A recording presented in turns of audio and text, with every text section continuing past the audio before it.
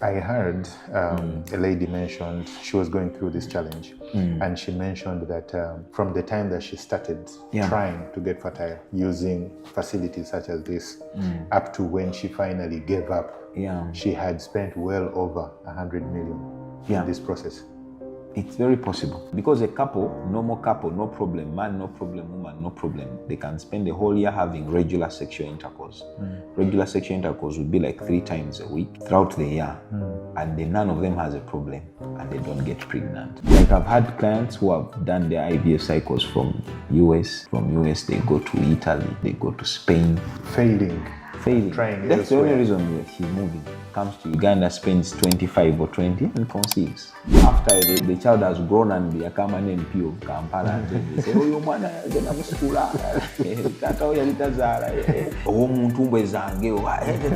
there are so many things people want. They want to carry the child. Like bringing a man to a fertility center is another challenge. Most of the times when you tell him that you think he has a problem, he will go and try his gun somewhere else. And really see if that woman can get pregnant. Before coming to accept. Before coming to yes, and some people have done that and they have gotten results. Shocking with the results. Shockingly, they tell the woman, you see, now you are telling me. If you want to tighten your vagina, if you want to lighten your labia, or if you have already elongated your labia, you want to shorten them back, they can always reduce them back to you, or cosmetically elongate them for you to the length you want. Even people are in long distance relationships, you freeze the sperms. Even if you're in the UK, US, your woman is in Uganda, you just give us a call and say, guys, fertilize. Activate. Welcome to CEO Insights. On here, we talk to CEOs, corporate leaders, and other key people of influence. If you'd like to be on the show or know someone who should, please get in touch with us. If you haven't yet subscribed, please consider doing so right now. When you subscribe, you enable us to continue growing, which in turn enables us to continue attracting and bringing you these intriguing guests. Please remember to leave a comment in the section below and tell us about your experience watching the show. Thank you, and let's get on with this episode.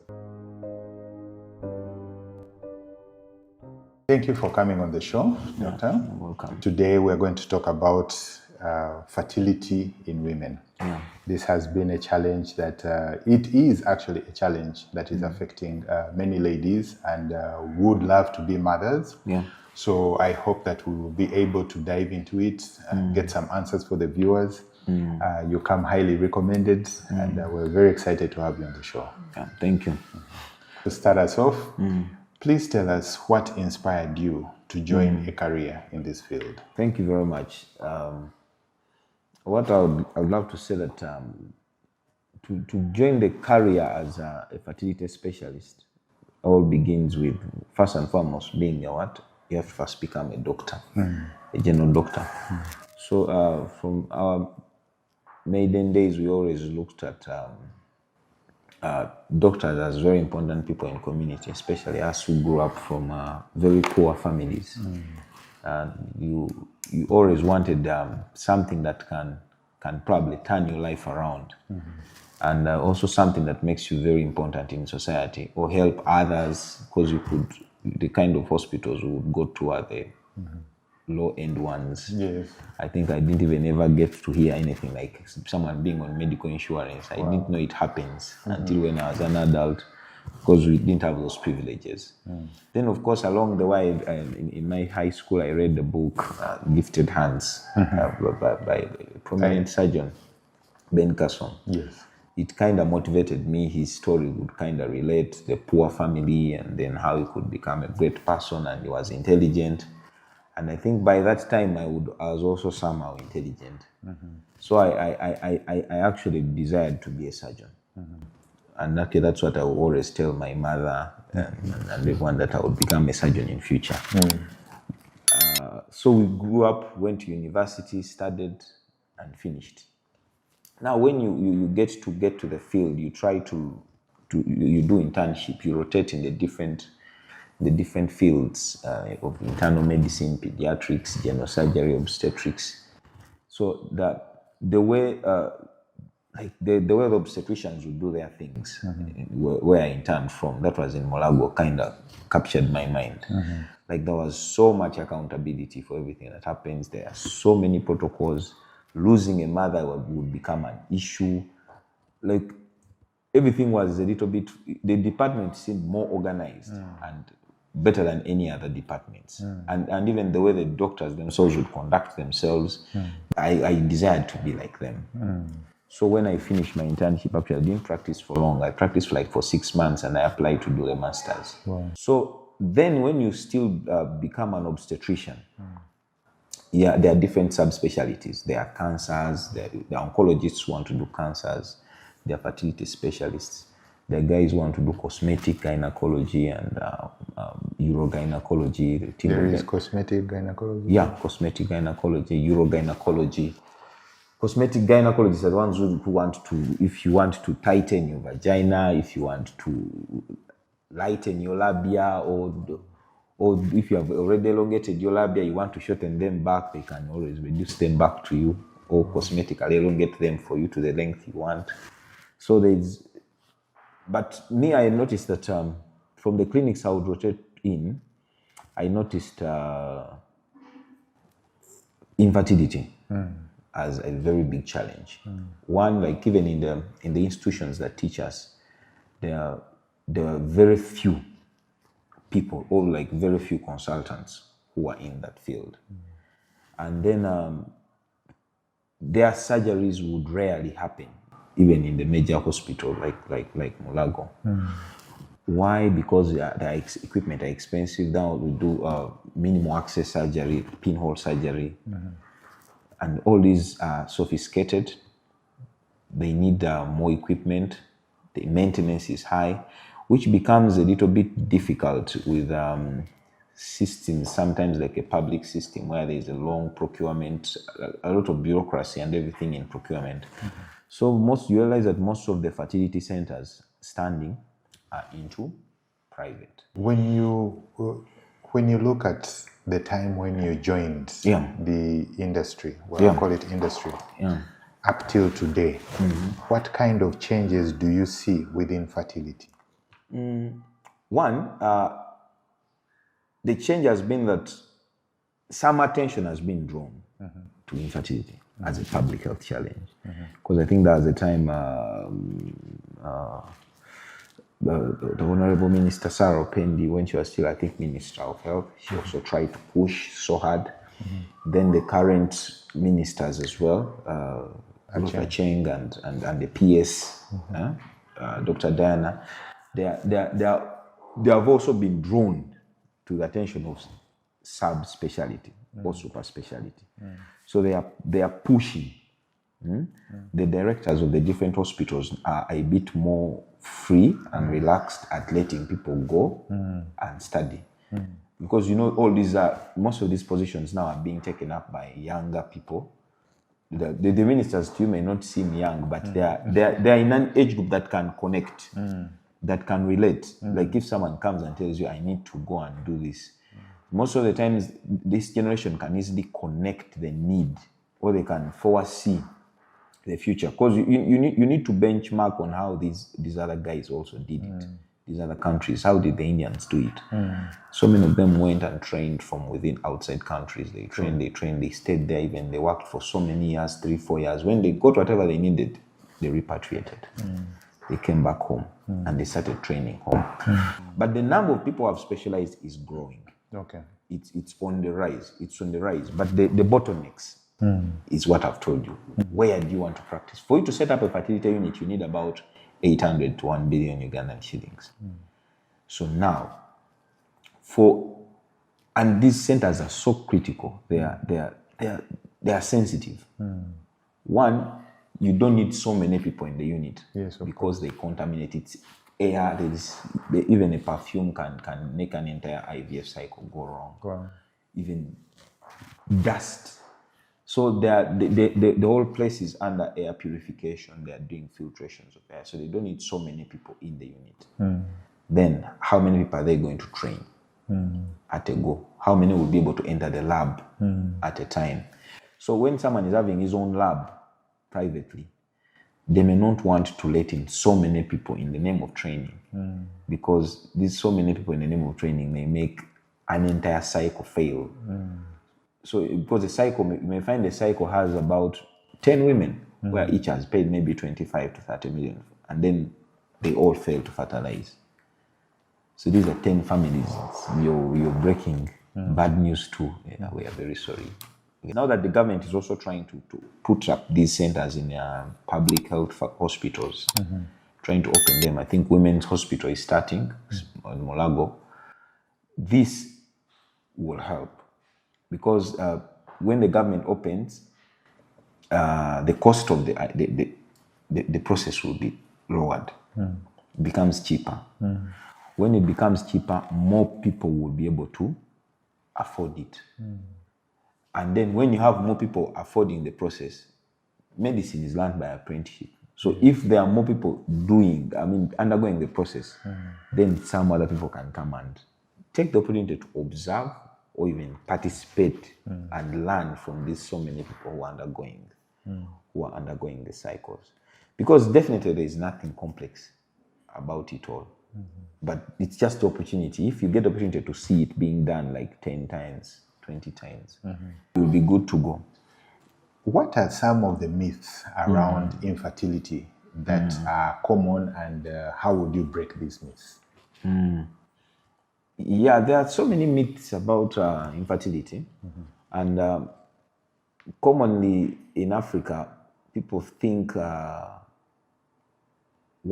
some people still think that infertility is a condition of the ladies. Okay. Yeah. So that's why most of the times when a couple doesn't have children, the next thing they will say, why don't you send the lady to go and see the gynecologist or see the fertility specialist? That's the initial statement. Yeah. Maybe that woman needs to go and see a fertility specialist. But the truth is that there is a big percentage. Actually, the contribution is almost equal. The contribution of infertility, male and female, is almost the same. The figures are almost the same. There's no big variance. There's no big variance. It's not statistically significant. That the proportion of infertility from male and the proportion of infertility from female is almost the same. It is true. Usually they will say the lady first, and then they'll say something about her background, her origin, all those things. What did she do? What did she have abortions? What? But there are so many times we have found men with infertility. Okay, you investigate the lady fully, and because of that, it has also somehow biased most people that you will end up first investigating the woman so much until when you find her totally free of anything, then you say, why can't your husband come? That's why most of the times now in our fertility settings, we advise people to come as a couple. As a couple, because like men of course they are kind of lucky that you keep forming more and more sperms almost every 64 to 74 days. But in an event that the problem is not just the sperm production, your condition may not easily change. You may have had a bad STD and it blocked the ducts that are supposed to transport the sperms. So yes, you may have an ejaculation full of sperm, full of semen, the fluid. Okay. But when there is no sperms, the cells. Okay. So, which is also another very common thing. So men also should know that they can have infertility. And then of course some people believe it's a curse by the spirits. Okay. And they go and I'm not against prayers. People should be prayed for, but I believe the prayers work better as you're being prayed for and you're coming to the gynecologist. True, both. So you pray as we do the stimulation so that the eggs come out, and then other people also believe that these infertility patients who come from infertility treatment are not normal. Like if they hear that you have frozen the eggs and transferred the egg, they say, that child will have autism, will have what? But the truth is these children are always very, very, very, very normal and okay. And no one can, it's something that someone can never know after being told. Wow. Because there is no difference. So those are some of the things that need to be, people need to know that the babies that come from this kind of assistance are very normal. 2, it's a condition that can affect both male and female. And it is, most of the times, it is a reversible solution. But how, or what do we call reverse, or what do we call solvable, is what varies based on someone's belief, culture, choices, and financial ability. Because there is always a solution. It may be 1 in a million chances, but there is always a solution. Talking about the solutions and the finance part that you just touched on, if you could, like break down the low-cost solution and the very expensive solution, so that the viewer can get like a range to think about. Yes, because the issue is usually women should be, the first thing usually is patience. But when a couple is not conceiving, many times they come to me and I counsel them. If they have just gotten married 2 months down the road, they are not pregnant, they are seeing the fertility specialist. That's a bit too early. That's a bit early. You need to, it's very difficult to ask someone to calm down when they are in need of something. Yes. They feel like you're infringing on their rights. Yes. But most of the times we ask them to calm down, especially if you are below 30 years. A couple below 30, 30, some standards say below 35, we would want you to try for 1 year. 1 year, because a couple, normal couple, no problem, man, no problem, woman, no problem. They can spend the whole year having regular sexual intercourse. Regular sexual intercourse would be like 3 times a week throughout the year. And then none of them has a problem and they don't get pregnant. Really? Yeah. So, we need to be patient. Then that's why, because patience is low cost. I think that is the lowest cost option. And then most of the times when they want to try out something, then we can give them some medicine, stimulating medicine that they can swallow. The likes of clomiphene, letrozole, that increase, because in a normal cycle, you'd be producing 1 dominant or ready egg at a time, 1 to 2. Now, when we give you these medicines, they help you produce maybe 2 to 4 ready eggs. So the mathematics, more eggs to fertilize, more chances. That is also, and these medicines can go for about 20,000 to maybe 100 max. That is a cheap option. Yes. Then sometimes if you have done everything and it's normal, maybe the male factor a bit, maybe the man doesn't have so many sperms, because a man can produce about 15 million sperms, and you have only 4% of those may be normal. Wow. Like normal, no defect. This 15 million one may have a defect on the head. I'm sorry for getting, because this is just intriguing. Yeah. So 15 million sperms. Yeah. You have a machine that this semen goes in, or the sperm goes in, and automatically calculates? Yeah, there are methods that can do automatic calculation. Wow. The CASA systems. But most of the time here, we do the embryology counts in the microscope. Wow. You look through a microscope and do a count. Back to basics. Yeah. Because the CASA system that just does the counting is so expensive. Of course. The system alone may be in 300 million to set up. But now if you are struggling with 800 to set an entire unit, you cannot have a machine that expensive. But most of the times we just do the normal counting in a macular chamber and know how many sperms does someone have. We make an estimate and then we predict and say, this gentleman has a male factor issue. Then we can concentrate those sperms, like take away the dead, the abnormal ones. Okay? There are methods we use. Then we get the real concentrated normal sperm and do an insemination, an IUI. So we stimulate this woman with the same medicine, cheap medicine. You can either use tablets or injections. Then at a particular point when we feel she's ovulating, we come and physically inject the concentrated sperms.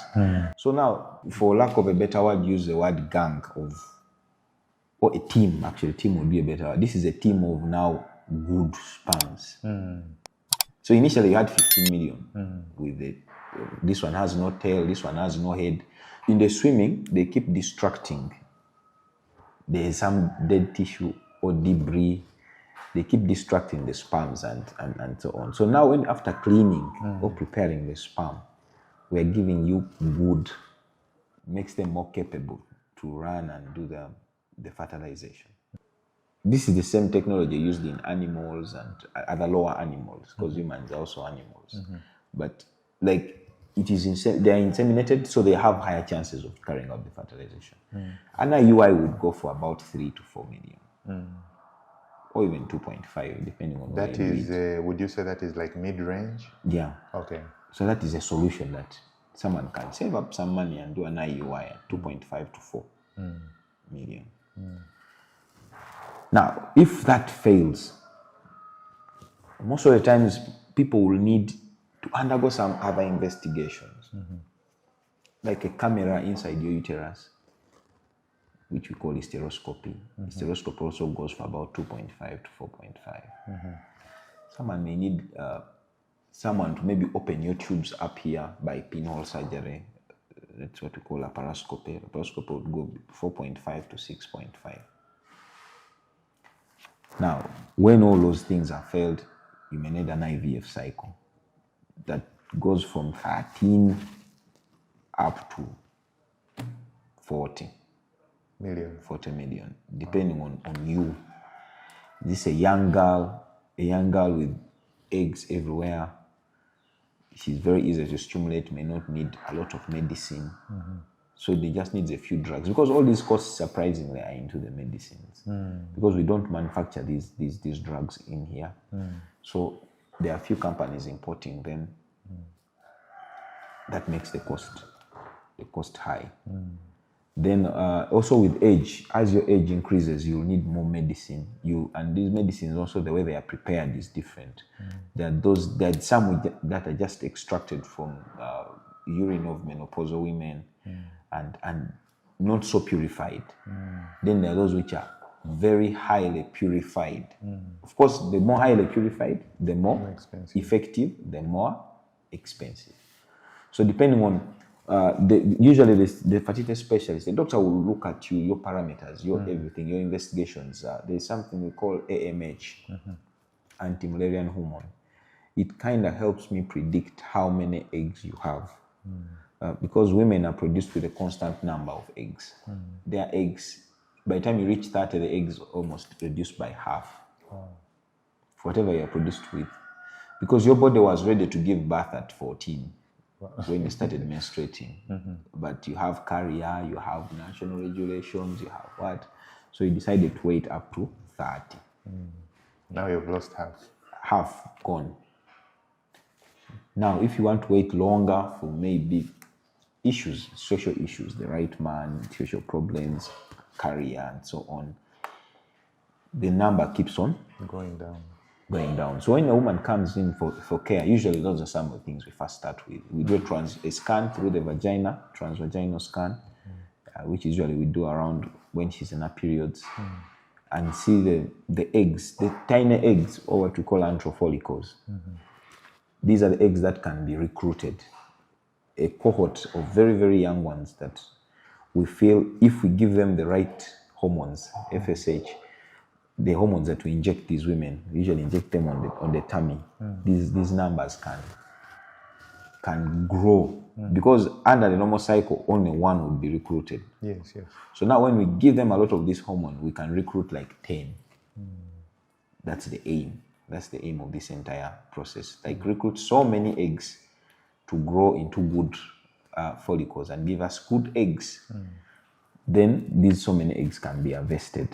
When they are harvested, they are fertilized in the lab. So you may harvest 10. After harvesting 10, you find you have only 8 good ones. Of the 8 good ones, you subject them to. So again, in the process, what will affect the cost will be, what are they going to do?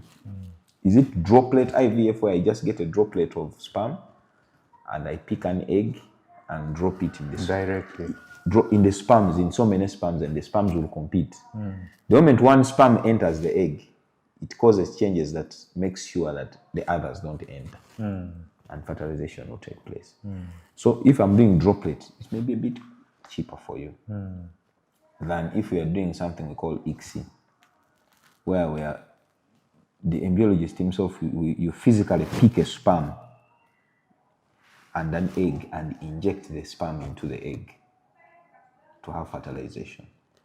So now the fertilization is being done by the doctor himself. And so the equipment, the needle, the machine itself, the reagents. So the cost again goes higher. Is there a feeling, before you go on even with the other costs, is there a feeling of playing God during some of these situations? Does that come over you? There is that debate. There is that debate of feeling like you're playing God, but we always feel like it's. Personally, I practiced a lot of gynecology before doing infertility, but most of the times after doing infertility, I feel infertility is the real science. But clearly, from what you're describing, yeah, this you coming up in theater, you scrubbing and cut someone and get out the baby. It doesn't feel like science. Clearly, from what you're saying, but definitely. Yes, you've been looking into a microscope and you see an egg, get a sperm, fertilized, then it feels like that's the science. But there is no God syndrome in this situation. God is behind the science. God must be behind the science. So it's a very, very interesting field. One, to the doctor, if you're really interested in it. It's so nice.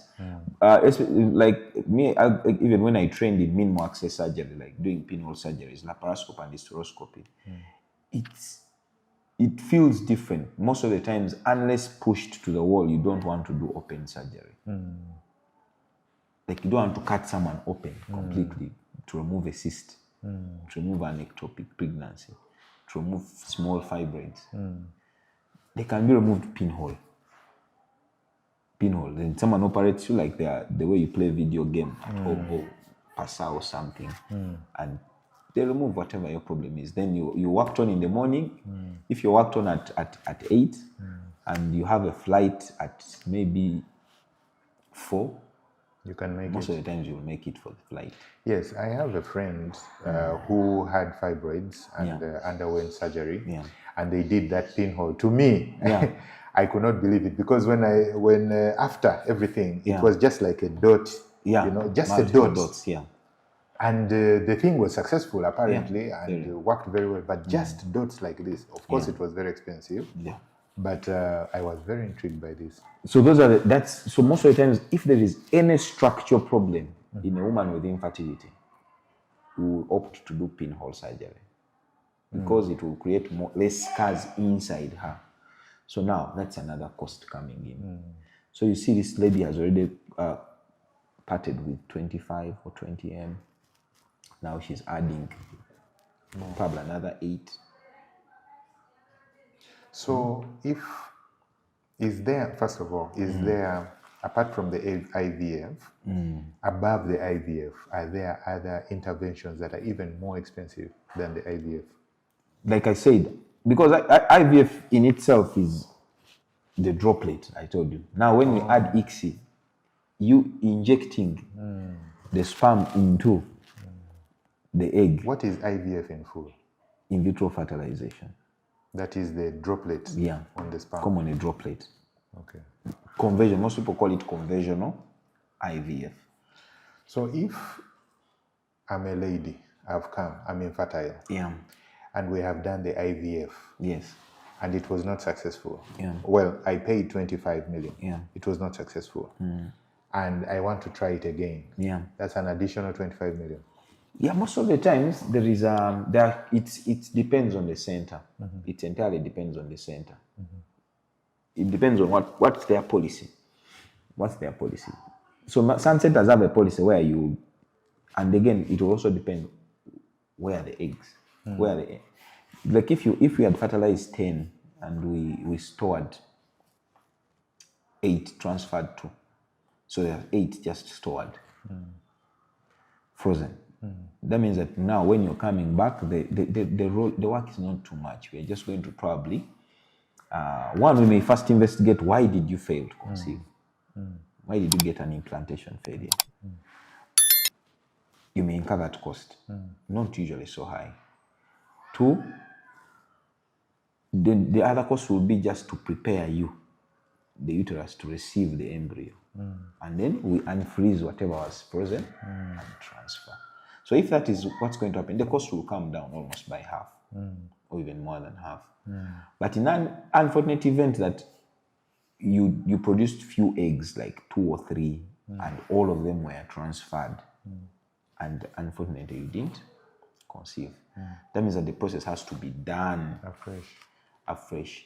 So they may decide to waive off a certain fees, but it may not go down so much. So such things will bias how much you'll have to pay for the second cycle. Did you have eggs stored that we're just going to unfreeze them or thaw them and then transfer? That's cheap. Or did you have any other? But if you don't have any eggs stored, most of the time the cost is going to be high again. I heard a lady mentioned she was going through this challenge, and she mentioned that from the time that she started trying to get fertile using facilities such as this, up to when she finally gave up, she had spent well over 100 million in this process. It's very possible. It's very possible to spend over 100. Like I said, it depends on the fertility center. Like I've had clients who have done their IVF cycles from US. From US, they go to Italy, they go to Spain. Failing. Trying That's elsewhere. The only reason where she's moving. Comes to Uganda, spends 25 or 20 and conceives. There are those who have started from Uganda, spend 25, 30, they go to the other side, spend 40. They don't conceive in Spain, they go to US, spend maybe 90 and conceive. Because the success of an IVF cycle is dependent on so many factors, but generally it's between 30 to 40% success. Doesn't even go beyond 50. Which is low, if you ask me. Yeah, which is low. So that means that in every 10 women you work on, you may get 3 or 4 that will conceive. But like I said, if someone asked you, that's why most of the times we ask people to first exhaust the other options. Okay? And the counseling also becomes very important, like being honest with the client. Tell them that this is a modality that is known to 100%. Because there are so many checkpoints. There's so many checkpoints. Fertilization check, done. Eggs are fertile. Now the next thing is, what was the DNA of the sperm? Does the DNA of the sperm allow fertilization? Most of the times you don't know. Unless you have done other tests like DNA fragmentation index. And then how about the mother? Is her inner lining of the uterus ready to receive us? There is no technology that will be able to predict for you the receptivity at that particular point of transferring the eggs. Because if you're going to do the receptivity test, you'll do them in a previous cycle. You can't assure me that you cannot be like put your hand on it and say 100% sure that the fact that I did an endometrial test last month, it is now okay. that I've even subjected that to hormones, which are supposed to change the inner lining, that it is as okay as it was last month to receive the new eggs. So because of all these things, that's why a failure of a cycle to take is a multifactorial issue that you can only try to do QI measures, say how was the lab, how was the what, but you can hardly like put your hand and say this was the reason why implantation failed. So to me, it sounds like a couple is frustrated by social issues, social pressure. Right? They're frustrated by that. They're frustrated by finance. They're frustrated by a need that they have. These things cause issues for some of them in their homes, in their careers, in their lives, mental, like you're talking about. Their mental health.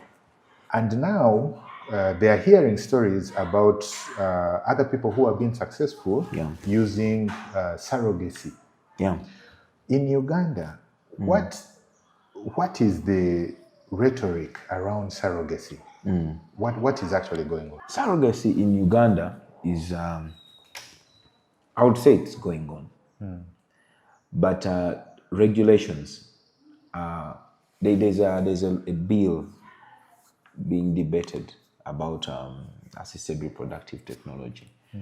Because many people feel surrogates are being... I'm sorry for interrupting. First of all, please describe for us what surrogacy is. Surrogacy. Yeah, surrogacy usually means someone,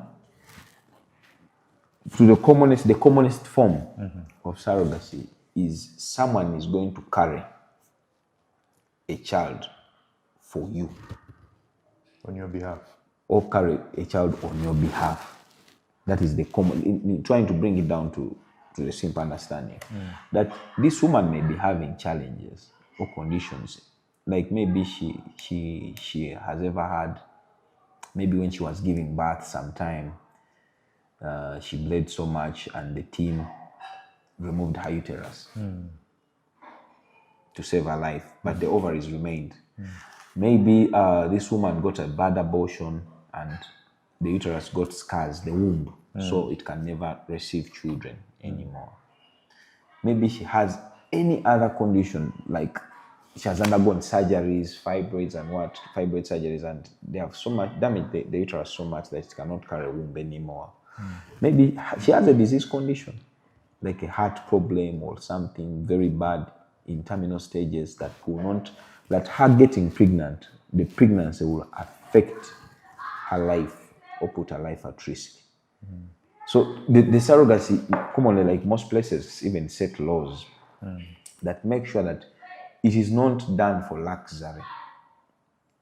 Like some people would wish to do it for luxury. Like I don't want the feeling of being pregnant, vomiting, or I can't imagine myself being pregnant. And some people would want to do it for such reasons. Now, most countries, the laws will not allow such.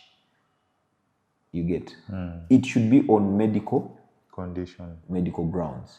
But believe you me, there are people who could do it on casual grounds, which may be casual to you, but they're very important to them. If someone is an actress and they're like, this is my body shape, this is what I earn from this, my livelihood depends on this, there is no room for being pregnant in between here. Right. So to me, it is okay. If that's what the woman wants, why shouldn't she do it? But to the law, they're like, we don't want. Do you get couples who come in and say that we want to do surrogacy, we want you to get the eggs from us and the sperm, and then actually do you get these requests? Yeah. Real life? Yes, they do, and most of them have medical indications. They have medical indication.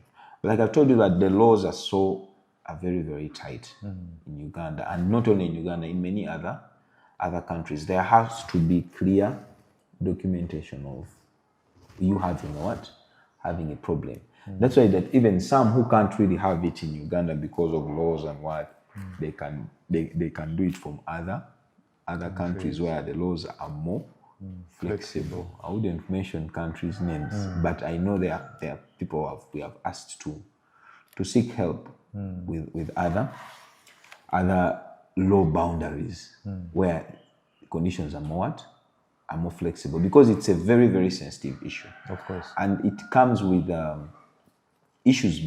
pertinent issues being discussed is what happens to the surrogate. How long are you supposed to take care of her? She has carried your baby for 9 months. Some people would even bias the mode of delivery. How do you want her to deliver? Should she undergo normal delivery? Should she push or should she go cesarean? Most people would feel like, no, she shouldn't push. Actually, I hadn't thought about that point. The aftercare. Yeah. How long should the aftercare be? How long? Is 1 year sufficient? Is 5 years sufficient? When? What kind of care? Because most people are saying, let's do 6 months after delivery. But we have seen diseases related to pregnancy. Like someone doing an IVF cycle, one puts them at a risk of getting preeclampsia, which is high blood pressure in pregnancy. Yes. So this surrogate gets high blood pressure in pregnancy. Sometimes some research has shown that high blood pressure gotten in pregnancy can become chronic high blood pressure, like high blood pressure for life. Yes. So she delivers, you care for her for 6 months, withdraw care or withdraw whatever insurance card you had given her. Now she has high blood pressure for life. High blood pressure may lead to diabetes, may lead to heart problems, may lead to what. So some people are saying, how long are you going to care? So that's why I think the law being discussed is thinking of 1 year, extension to 1 year of care. The other things that can also be discussed, how should you let them undergo a normal, like any other woman? If they want to push, they push. If they don't want to push, let them undergo cesarean section. Who has the right to decide the mode of delivery? True. And then what is the package like? How much are you going to pay them? There are people are paying them peanuts, and then others saying there should be a standardized fee. But as you discussed standardized fee, you need to also keep thinking you are restricting access to assisted reproduction. Because one of the biggest challenges with access is cost. So if a doctor has decided to say, let me help this woman and do an IVF cycle at 10 million. Which is a discount from the 25. Yeah. Then she needs a surrogate, and then the government has set a price for surrogacy to be 45 million. You have literally shut her out because of that angle. So it's a very, very sensitive topic that needs to be handled like thoughtfully, no emotions. People shouldn't, people jump in with emotions, and most of the times, what disturbs me, the people jump in with emotions are not in those positions. Yes.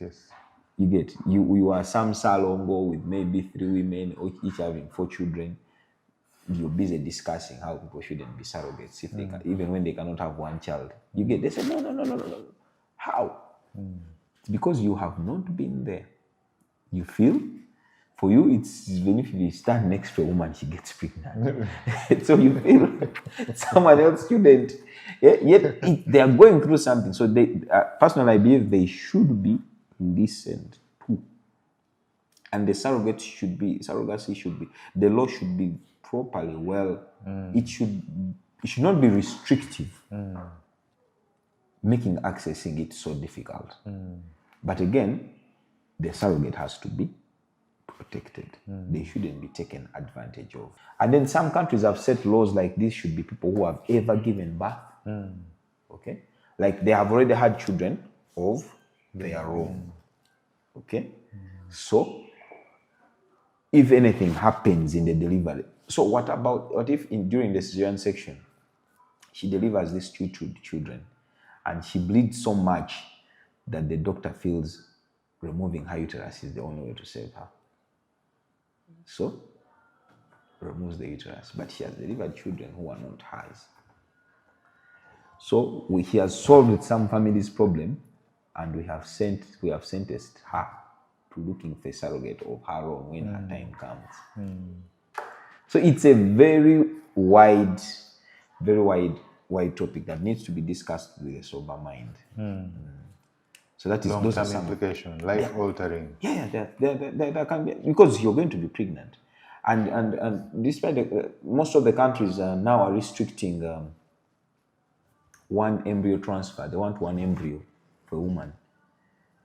Okay, but you realize in Africa, most people have undergone IVF have had 2 or 3 children. So now all those are increasing. So if a surrogate is carrying 2 or 3 children, she's at more risk of whatever you have ever heard of as a complication of pregnancy. You get my point? So she's, whatever you have ever heard of, she's at risk of it, including clots, including bleeding, torrential APPH, high blood pressure. There are many risks. There are many risks for sure. She can die on the table. And all those things. So it's something that needs to be discussed. But the couple that need surrogates also need to be listened to. So other people are saying, should it be your relative? Can it be your relative? Yeah, can it be your relative? Maybe like, me, I have for these 3 children, let me carry a child for you. But there's also an issue with if you're doing it with someone you know, people change. Friend, They yes. they can decide to, after the child has grown and they become an MP of Kampala, and then they say, oh, your man, your parents would never. The DNA will definitely show the others are your real parents, but probably if your parents didn't discuss with you that you were carried by someone else, if you got to know about it right now, you would feel a bit not so happy. Yes. I think so. It's a very complex complex issue, and then some people in Africa still feel, is it my child? Yes, truly. People want to. There are so many things people want. They want to carry the child, like so. But it's a modality that solves. But there's also an option of adoption. Yes. That's another option. Do you give these options to couples when they come? Because it's like real breaking their heart. It's like telling them we can't help you at all. This is no, me personally in my counseling with these couples, I tell them statistics and facts. And facts. Now you make a what? You make a call. Because we are supposed to stay friends with these clients. Because most of the time, actually, me, I save their numbers in my phone, contacts. So we are in touch. And it is a long process. It is it's you. By the time the cycle is done, you are friends. You are friends with someone. So they need not to feel like you're cheating them.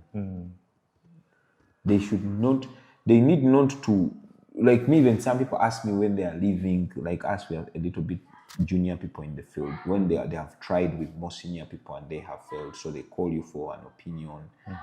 They are like, no, maybe I need to shift and come to you to do the cycle. I say, yes, very fine. You can come, I do the cycle. But it doesn't give you like 100% assurance that mine is going to be successful. But we will do whatever, like a doctor, because my popularity, my clientele grows with the successes. Yes. So just know that for us, we do whatever we feel should be done for you to get a success. But you fail. What are some of the most common concerns that couples come with and maybe their solutions? Most of the times, women will come with... some women will come late. Late in terms of years? Yeah, in terms of years. Okay. Some may come when they are 40 and above. So they have very few eggs. So that becomes a challenge. Some have maybe produced 2 children before and they think they are done. Then they get into the relationship breaks up and they get a new relationship. They want to produce children again. So that becomes a challenge, 40 and above. Age in itself is a very, very important factor in an infertility or IVF cycle. Because age affects quality of the eggs. The eggs may be there, but what kind of eggs are those? So that's why some people will say, above 40, I don't do IVF for you. Because some will feel like they're cheating you. More so if you are negative towards a donor egg. Because before surrogacy, there can be an option of someone giving you an egg. There's a donor egg cycle, like a younger person giving you a good quality egg using your husband's sperms and you carry that baby. That can be an option. But some people totally don't. Those are some of the things not yet well appreciated in Africa by some people. And then there's also another challenge of tubes being blocked, which is the commonest. Tubes blocked. Tubes were blocked by what? By maybe previous surgery, by previous recurrent STDs or infections. If a girl has had maybe multiple sexual partners, she gets multiple infections, they end up blocking the tubes completely. So when the tube is where the fertilization takes place. So if a tube is blocked, it has to be opened maybe through laparoscopy and hysteroscopy, which are equally expensive. Not as expensive as an IVF cycle, but they would still go to about between 2.5 and 4.5 million Ugandan shillings. So if it's a young couple doing a small job, maybe earning 600, 500,000 to 800,000 a month. How long? And another challenge is, like I said already, men not accepting that they can be fertile. Now, bringing a man to a fertility center is another challenge. Most of the times when you tell him that you think he has a problem, he'll go and try his gun somewhere else. And really see if that woman can get pregnant. Before coming to accept. Before coming to, yes, and some people have done that and they have gotten results. And came with the results. Shockingly, they tell the woman, you see, now you are telling me. You see, there is a baby the other side. Cut it. How can you start telling me to go to the doctor? You get the point. And it's happening, and so that's more breaking. It makes the women melt. It affects their confidence. Some are actually very powerful mental women. Very powerful, beautiful career, beautiful offices. Good, everything is good, particularly that. Now, someone walks onto them and says, you see, you thought I was not whatever. You see, I've made someone pregnant. I've made another woman, another girl. But it could, well, of course, they will come with evidence. Though, of course, they could be lying, because I think the issue of ego is also very strong when it comes to... Yeah. So it's a very strong advice that we need to give to men to calm down and like, let's support, let's support these our partners when they are going through some of these challenges. We need to support them, because it's I'm not a woman. I cannot say I understand, but I see many of them. So compared to another man, I feel like I can maybe try to relate to what they are going through. You see someone very powerful, but breaking down because of this. Like, this is like the only piece remaining to complete a puzzle of life. Okay? And also whatever options you're giving her, donor eggs. If she's 45 and above, we say, let's give you a donor egg. That's why they are willing to keep trying, to keep trying. And when they ever get a success, that is it. So men actually a very big challenge. One, because they are part of definitely they are probably part of the STD cycle that blocks the tube. And two, them not being supportive. Even financially, someone will say, I cannot give you money for those things. If you can't have children naturally, you don't worry. Don't have. Do you feel if someone goes to a doctor's office today and says, I have malaria, they'll prescribe 3 days, take like this, and you'll be fine. There is certainty, almost 100% that you'll be fine. For these numbers, 30% certainty, do you feel like it is gouging the client, like cheating them? If there is really no certainty, and they are coming in with an emotional vulnerability, and it's costing hundreds of millions of shillings, does it kind of feel like taking advantage? Yeah, that has always been the debate. That has always been the debate. But like, it's like life. It's like life. You have made some investments for tomorrow, isn't it? But if someone asks you, are you sure you'll live tomorrow? It's a gamble. We feel like there's that 1 in a million chance should be a chance. How about this someone who tried 4 times and got on the 5th time? That means if they had not tried, maybe their family would not have begun. You get it? That's why we feel the most important thing in all this should be the counseling. The counseling. That is what are you going? That's why actually part of the fertility care is psycho, social work. There has to be social work, of course, in the cycle. Because surprisingly, some women's problems can even be solved by that. If they get psychologically well, they take off the pressure. You tell her, okay, go reduce your weight and be prepared to do an IVF cycle in 3 months' time. She goes, settle down, don't worry, we're going to solve this. Go do exercises, do the gym, You don't need to stop taking a lot of alcohol, stop smoking, because they're doing all these things out of stress. And relax. Then after 3 months, you will come back, we evaluate and see. You see your BMI, your body mass index, and see if we can start a cycle. Then you say, hey, doctor, I conceived. During this time, before even get to come to you. Yes, before even they get to come. You get because a female cycle is controlled by the brain. Yes. If a woman is so stressed, her periods will not come. Yes, it's true. If women are living in the same environment, eating the same food, doing the same things, sleeping in the same hours, they will start getting periods in the same time. Roommates usually are sharing pads. Wow. Because they are doing everything together, sleeping hours, everything. So it's the environment and everything has a lot of impact on the female cycle. So this toxic environment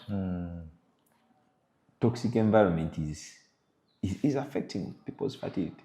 And toxic environment can even work. They are so stressed at work. They even can be home, can be social pressures, can be what they drink. People are smoking weed. You know, smoking has a lot of impact on the tubes, how the cilia move and push eggs and so on. Wow. So all these things have a lot of impact, but it is something that. But me, I just wanted to highlight the fact that men have a very, very big role to play. Big role to play in all this, because even getting a man. If I investigate a couple people for infertility, I may investigate like 100 people a month, and of those there are about 5 men. Because also maybe the method of collection, that if I want to analyze your semen, most of the times they would say go and masturbate. Some people will feel weird. They say like, now you cannot start telling me to go and masturbate. Then there are some special condoms they can give you. Say go and have sexual intercourse and what? Bring the condom. Many men will actually also have to send the woman to bring the what? To bring the condom. Like there's some folk, I don't know, there's men they don't want to be seen trying to seek. Some men don't want to be seen trying to seek help. I would imagine that there is the way you have the pinhole surgeries and all this, and how you extract the eggs. I would imagine there is a way you can extract the semen also from the man. Without masturbation? Yes. Yeah, but those are more invasive. Expensive too. And more expensive. Like you'll come, then we inject the scrotum and you put a needle in and suck sperms. Pain. Cost. So masturbation remains, except for people who totally have obstruction, like someone had a bad STD that blocked their tubes, or someone has ever done a vasectomy, and then so many years later they feel like having children again. Then those are the people where we have to extract by pulling. But the other men, it should be masturbation. It should be masturbation or sexual intercourse better in a what? In a fertility, whatever condom, so that we get the what? Because other methods, they can stimulate, someone can put a vibrator through your rectum, and that is even more invasive. That would be more invasive. So that also has an impact. Becomes a challenge, how to collect the semen to analyze a man. Because men feel a bit, I don't know why, but most people feel a bit, they don't want you to get into their space. Of course. As you try to investigate them. So that becomes another very common challenge in this IVF care. And of course also money. That's why expensive for sure. Yeah, well, that's why you see it's expensive, yes, but also the market. What's the economy like in Uganda compared to Nairobi, compared to other countries? So when people have money, the purchasing power. So if the money is available, then they'll be able to easily access. You realize that countries where people have more money, like Africa and Nigeria, people have the outstanding economy, and they definitely have one of the highest rates of assisted reproductive care. Really? Because people can pay, and they have more centers. So it all goes in line with the economics and the politics. So those are some of the main challenges we feel, and also, of course, very many people also come with misuse of medication, like people trying to attend to them when they don't know what they're doing. They subject them to hormones and pills, and all these things mess up an entire cycle. That's the skilling part we're talking about, the expert part. Yeah, so when people come after taking so many other medicines, they may have to first undergo a period of about 3 or 4 months as you try to stabilize their cycle, making it easy to make it do what you want. And the client will see it as delay. Because when they come, they're like, tomorrow should schedule. Do you find, I'm sorry, this is about our health system generally. Do you find that people will come to you, get consultation, and then opt to go to a private center for the actual activity? Or do you find that they come and they are willing to do everything at this public hospital? What is that? How does that play out? Usually people, it's 2 categories of people. Like people come to the public hospitals for care because they trust. Like we always say, patients choose or vote with their feet. Of course. So when a patient comes to the public hospital, because they know probably the government employs the right people. So this someone is in a private hospital, public hospital, so I don't need to really be sure if they are qualified or not. Okay? They trust. Trust is there. So, which is true. But then, of course, sometimes they are let down by the fact that some of the facilities may not be available at the particular point they want them. Okay? Like if you come and see me from where I work from, we don't do IVS in the public. Okay? So you receive all the care, the investigation, the whatever, and the diagnosis. But then the cycle will have to be done somewhere else. Will have to be done. And you refer them to these private clinics or private facilities? They make a choice.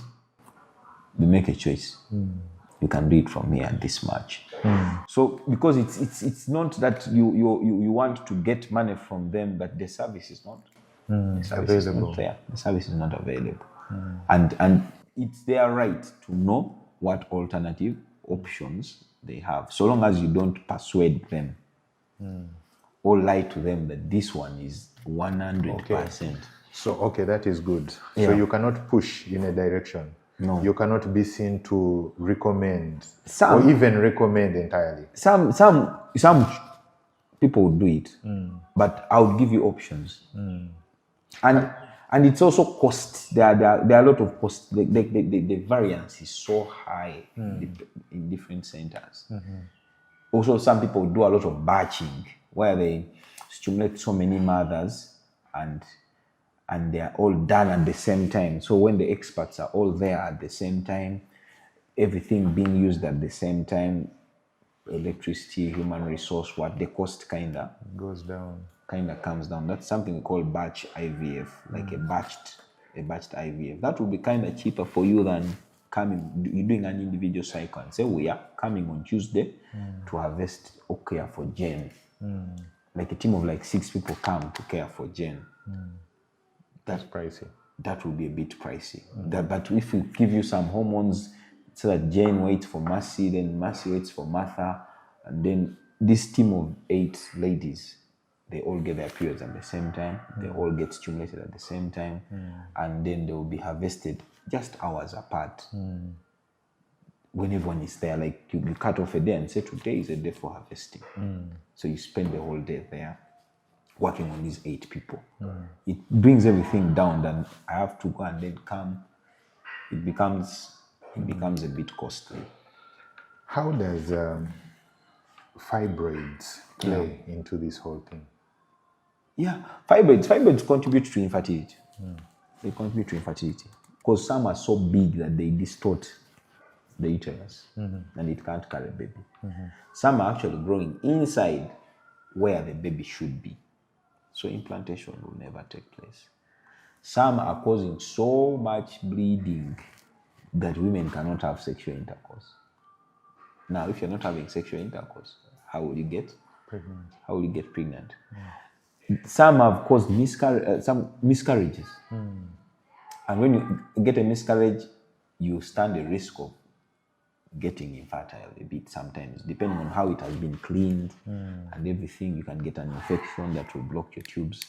Some fibroids have made patients undergo surgery. Now, when you undergo surgery, you form scars. So the scar you have formed after surgery can block a tube.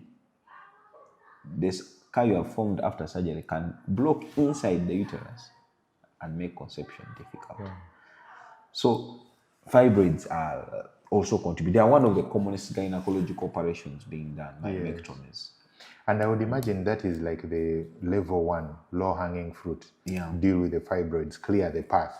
Make sure everything looks good before we can start to... Of course, when a patient has fibroids and they're going to undergo an IVF cycle, it depends on all those factors. How big are they? Where are they? Are they in the... Most of the times, if we find that they are not, we do a hysteroscopy camera in the uterus. We see if the cavity is okay.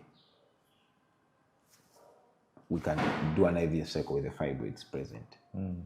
If they are big, they are distorting the cavity and everything, they need to come out. They need to come out before the IVF cycle. And those are extra costs.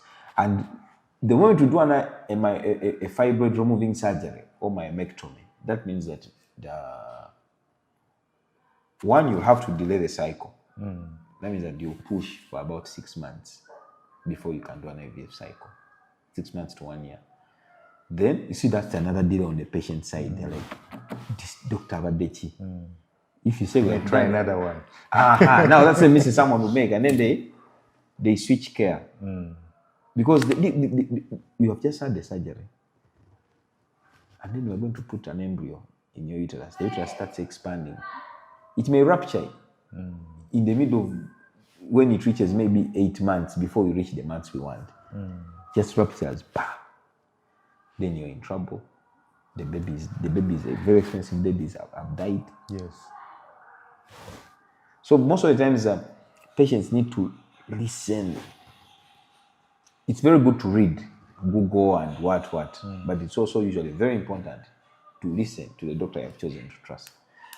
Because the facts cannot be on Google properly explained. Like if you tell someone, wait, let us wait for 8 months or 1 year after the surgery, then we can transfer, or then we can have a cycle done. Because of that risk, and then most of the time, if I've transferred 2, now that's even more risky for the rupture. Because the 2 babies are going to over-distend the uterus. Now with all these repaired sites not yet fully healed, what do you expect? So the pressure. So the medical team also has to stand their ground most of the time. Of course, sometimes it's tough. The money is slipping away. The client is slipping away. If it's business oriented, you feel like you're losing. You're losing. You need to capture. So you need to weigh in. But most of the times, if you have built trust with someone, they'll wait. They'll wait. Is it possible that when you do the IVF, I don't know the science behind this. When you do the IVF and you're targeting to have, a baby, is it possible that instead you can have twins? Or... If you're targeting one, there are different types of twins. You can transfer one embryo and it divides inside there and forms a second baby. Though most of the times in Uganda, most people transfer 2. One is a backup in case. Yeah, some are saying in case. But other countries have put up laws because they are so much against multiple pregnancies. They don't want twin pregnancies. They want 1. So the rule is transfer 1. And also some literature says there is no difference in success. If it is to take, it will take. If it be it 1, be it 2, there will be no difference. But some people have also, their working experience says when they transfer 2, they get better chances. So it's a debate of set regulations, transfer 1, maximum 2. Others are transferring 3. You've had people deliver triplets. Yes. But the whole debate is, yes, the woman has gotten pregnant. What next? Because again, the other science of the gynecologist has to remain that the more the children, the more the risks to the mother. True. She's getting into trouble. She's focusing on getting children, but her health is also very important. Because multiple pregnancy gives you more risks of having more than one baby, gives you more risk of clots in pregnancy. You know, a pregnant woman naturally clots more than a non-pregnant woman. By the nature of the so many hormones which are coming from the placenta. Now, the more the babies, the bigger the placenta, or the more the placentas, the more the hormones, the more the complications. The risks. So the debate, but of course every woman will be like, 2 or 3, 2, eh? But the medical team is there to give what? Advice. To give guidance, like informed advice. Yes. Because for them it sounds like 2 better than 1, definitely. How can you start telling me 1 is better? Have my money. They have to be 2. So, but most people, if they push hard, ethical, I think it should be 2. Yeah. When it starts going beyond 2, it's a bit. In some countries, the law will get you. The law will get you. When you look back at your career from the start up till today, how many successful interventions have you had, would you say? Looking at my career, I would say I've been lucky to have all successes in all. Wow. Like successes from just stimulations, medicine as cheap as 50,000 has made women get pregnant by swallowing them because their problem was probably ovulation. Yes. So we make them ovulate, they get pregnant. I do a lot of I've done open surgeries before. Before I started training for laparoscopy, I did a lot of open surgeries, and women got pregnant after open surgery of fibroids. Then we have done a lot of laparoscopies, pinhole surgeries, to open tubes, because that is another slightly affordable option for women, and many of them have gotten pregnant. Some have not. And so those who have not succeeded, usually we give you about 6 months to 1 year after the pinhole surgery. Then you have to come for IVF or insemination. But many of them, after laparoscopies, tuboplasties or tubal surgeries, they get pregnant, either from natural conception with stimulation or with insemination. We inject the semen. And then IVF as a last one. As a last option. Like I said, IVF success rates 4 to 3 in every 10 will get pregnant. There are failures. There are failures. They are there. I cannot tell you I've not had failures in IVF. They are there. So devastating. But it is something that for us, we just try and say, pick something from it, learn something from it. Try to, so long as you feel you have done all the checks that are there. Sometimes the factors are beyond what we can explain. But me, what I encourage, I usually encourage the patients to do is that try the options in the right order. Like you shouldn't feel, why did I rush for the IVF? You should really totally feel you exhausted your chances with natural conception, and then you do an IVF cycle, because it's also not 100% successful. That is the message I can give patients about it. But it also works, and someone should never give up. You should not give up. You should exhaust all these options, including adoption. If they have all failed, yes, you should not give. You should not don't accept to be. Don't accept to be a failure, because the goal is parenting. So you cannot tell me someone who has ended up being a surrogate has failed at parenting. No, they have parented. They're having a child. So it's a conception. But even if it fails, if you're financially well, even with very few eggs, it will just cost you more. But there can be multiple collections of the eggs to try and accumulate the number that is required. But you need to brace yourself because that may cost you a little more. And the patient should always remember age is critical. Being very critical. That is why concepts like egg banking, freezing become very important. Okay?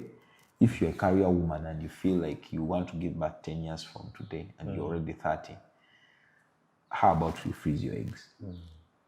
Because you have many now. Freeze them. If you're with a man who you think is, okay, you're both, because I've seen some married couples who have come and told me they want to give birth 3 years later or 4 years after getting officially married. How about you freeze embryos? Fertilize the embryos now. Keep them. Then wait and do whatever you want to do. Enjoy life, party, travel. Then 3 years later. 3 years later. Because you don't know what you're going to be like 3 years later. Something would have turned up. True. Because men with alcohol and smoking, so many years ago, a normal man was supposed to have 20 million sperms, 25 million plus of that actually. Then later it came to 20 million. Today we are discussing 15 million. And this is because of lifestyle changes. Yeah. So because how do they determine a normal man? It's like out of the so many men, which ones are having the mean? Normal is now 15 million. That means that most chances with the increased use of plastics, alcohol, lifestyle, smoking, chances are high 10 years from today, normal man will have to have 10 million sperms. So you can do social sperm freezing. Freeze your sperms. So that even people are in long distance relationships, you freeze the sperms. Even if you're in the UK, US, your woman is in Uganda, you just give us a call and say, guys, fertilize. Activate. Activate. For us, we inseminate and it's a baby. So it's the technology is really advancing and people should take advantage of it. And people should.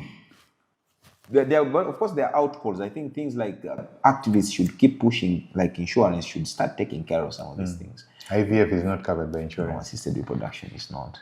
So that's actually another... The whole process from the law... That's actually another very big challenge that I would either... I don't know whether to say employ activists or what to come up and ask these insurance people, hold these insurance companies accountable. Why? Wow. Why not? It's, to me, as someone who deals with female health or fertility health, I find it very segregative. It's equal to saying you don't offer HIV care or you don't offer insurance to people with their disability. Or you don't offer care to certain people with a certain condition. It's like it's not inclusive. It's a very not inclusive policy. You'd rather cover to a certain extent.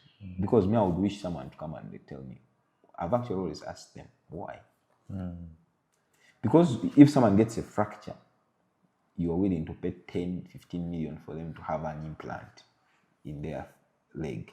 Then someone needs an IVF cycle or an insemination of 8 million and they cannot use their insurance. So that has become another big challenge because many corporates are relying on insurance for healthcare access.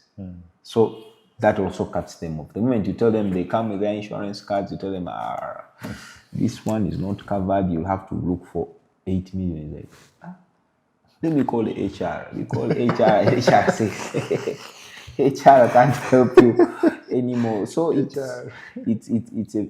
another very big challenge. So it's something that those are the things that are going to be coming up as more centers open up, I think pressure should be mounting on insurance companies. You should be more accommodative. More accommodative. My problem is not why do you want to cover? Give me 40 million for dental care. My teeth are okay. Yes, I don't need them. Solve my problem. There should be flexibility, but that would be something I think for another day. Yeah. I want to end this on an uplifting tone. Yeah. There are challenges very clearly, and these are affecting the entire specimen of the person, mental, psychological, and all this. Yeah. When you look back, I'm sure you have had several signs or shows of appreciation from clients or couples that you have helped. Yeah. Maybe you can select one or two that has stood out for you, how a couple appreciated the service that you did for them. What did they do? What did they say? Let's start with you. Yes, I have, when I just started actually doing this fertility medicine, I worked on a couple that had actually even done an IVF cycle before. They had done a cycle. Out of savings, they did an IVF cycle before and it what? And it failed. But within their documents, they showed that one tube was open, one tube was totally blocked. So they tried stimulations that failed. So when they talked to me, of course, costs were not, they didn't have the money. So I gave them an option. I said, let's have a second look at the tube that was partially open, or even the one which is blocked, and see what we can do. Because in their care, they had not done the pinhole surgery. So we did a pinhole surgery. And after 6 months, she got pregnant. Very, very happy couple. And of course, you know, these are people who usually don't have so much money, right? But they came with, I think when I told them about the fact that we are going to try this option, and then usually my message is that after 6 months of post this, then it's supposed to be IVF.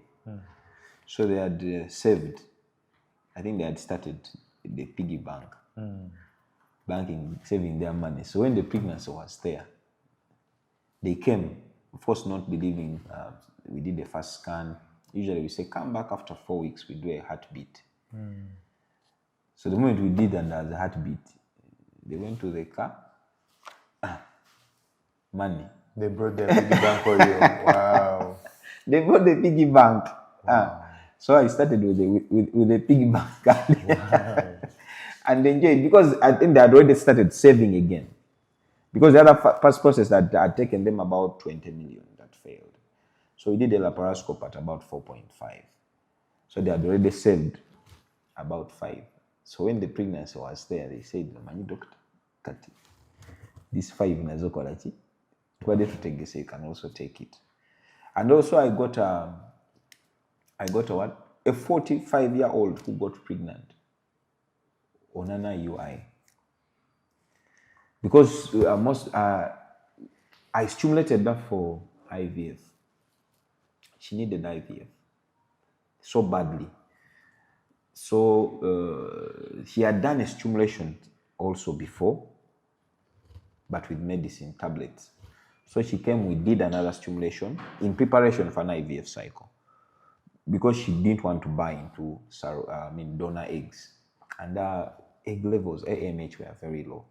So when we stimulated in preparation for an IVF, she grew about two eggs actually. And then we cannot do an IVF cycle with 2 eggs. So we cancel that. We say we are cancelling the what? The cycle. We cannot really, if we really go in and start harvesting these 2 eggs, we are going to feel like we are cheating you. Then she's like, "No, doctor, what can I do now?" I was like, the only option, since your husband is around, this traveling husband is around, and what, he can give us the semen. We convert this into an IUI cycle, like inseminate, and see. because that is cheaper and acceptable than us going to harvest only. Because at minimum, we should be harvesting should be 5 to 6. She's like, let's just do that and see. Because like someone says, quality, you want to give an option. Say, let's inseminate. Or they make government to close the chip. Talk with them because already they pay money for the stimulation. Almost half of the money is utilized in stimulation before pickup. So someone reaches that point and you tell them, the eggs have not grown. They feel like you have eaten. Of course. 10. Of course. Just. Of course. I think I would feel this. So like we are saving the 10. Let us only use this. Because if we use the other 10 and harvest these 2, what if I tell you the 2 we harvested are poor quality? They can't be fertilized. Yet the moment we have picked, the extra 10 will be gone. Yes. So like now, let's just convert it into an IUI cycle, because that's actually the standard. So inseminated. So you're getting invited to many birthday parties. Yes. Birthday parties. Actually, usually I get cakes come to the workplace.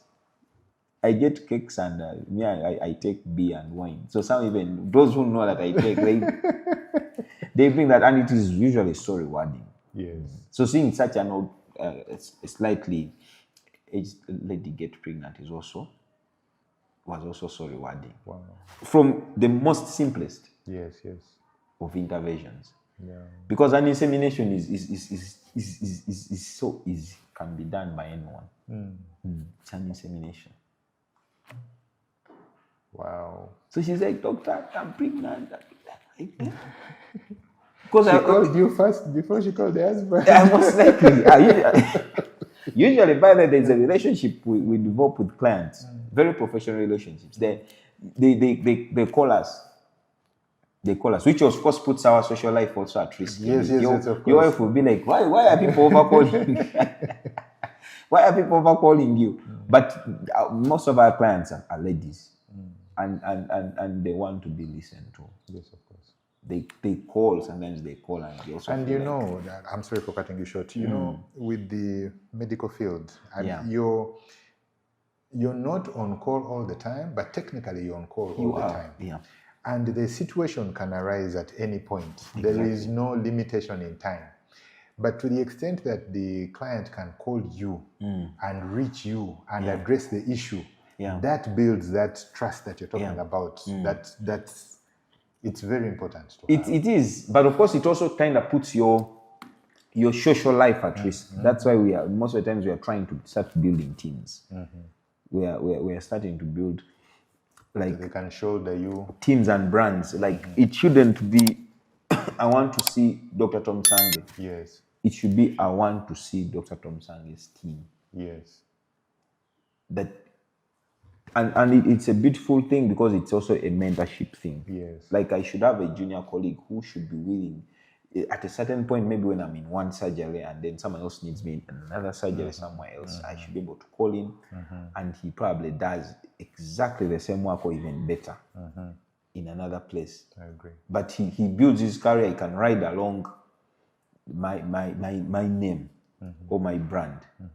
And then with time he can also maybe open up or build his own and then pick on something. Because that is something that has been lacking in our practice. It's something I learned when I traveled, that people build brands and then they grow others. Because it's very hard for you to grow in medicine, especially specialist practice when you're an island. Like it's totally hard. Someone needs to hold your hand. Of course. And introduce you to clients. They say, doctor, can I see you today? You say, today I have my son's birthday, but go and see Dr. So-and-so. He will take care of you. Yeah, we are in touch. He said, have you called him? I'm going to call him. He said, please tell him even what he should write. I'm like, I'm going to tell him. So when he sees you and then he sees things are working, next time he's trying my phone, it's not going through, they try the other colleague. And they even send you a message, I called, you didn't pick, but I've seen the doctor like you said last time and it worked.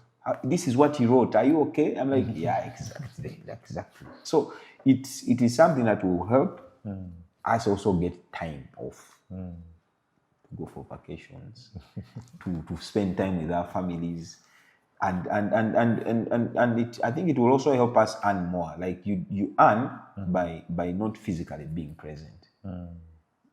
Because medicine of earning when you're physically present is also not good for the doctor's mental health. Because my phone can ring even when I'm in church, when I'm in the bar. Like it is always buzzing, which is not, in the long run, you cannot do it for the next 40 years or 30 years. It will not be healthy for you. So it's something that we are thinking of, building teams, and we will be running more of a protocol-based care, like standards are set. Like if someone comes with this condition, we do this. This is us. So if we are all running according to protocols, then experience comes in only in times of urgency. Like pilots run with protocols. Yes. Say switch on this, check this, protocols. So if the pilots can do it, I think with time it should be able to be done in medicine. So that is actually that's the dream that we have with some of our colleagues. That in the near future, we should be able to run brands that are run by protocols, not riding on individuals being present. Because at the end of the day, it's not important. Yes, I agree with you, of course. And for longevity, I would call it spreading the care and the same level of care. It can't be a one-man show for sure. You have to have some people that you work with, a team, like you're mentioning. I agree. I agree. Doctor, I really want to thank you for coming on the show. You're welcome. Personally, I've learned a lot. I've learned a lot, and you have confirmed some of the suspicions that I had. Yes. And clarified some. Yeah. Previously, when I would hear the high numbers related to IVF and fertility, I would doubt them for sure. Yeah. But hearing from the horse's mouth, so to speak, you have shed a lot of light, and I'm sure that our viewers have also learned a lot. Yeah. So I want to thank you and wish you success. Success in setting up those protocol-based centers. Success and growth in your own career. And please continue bringing additional smiles to ladies across the world. You're welcome.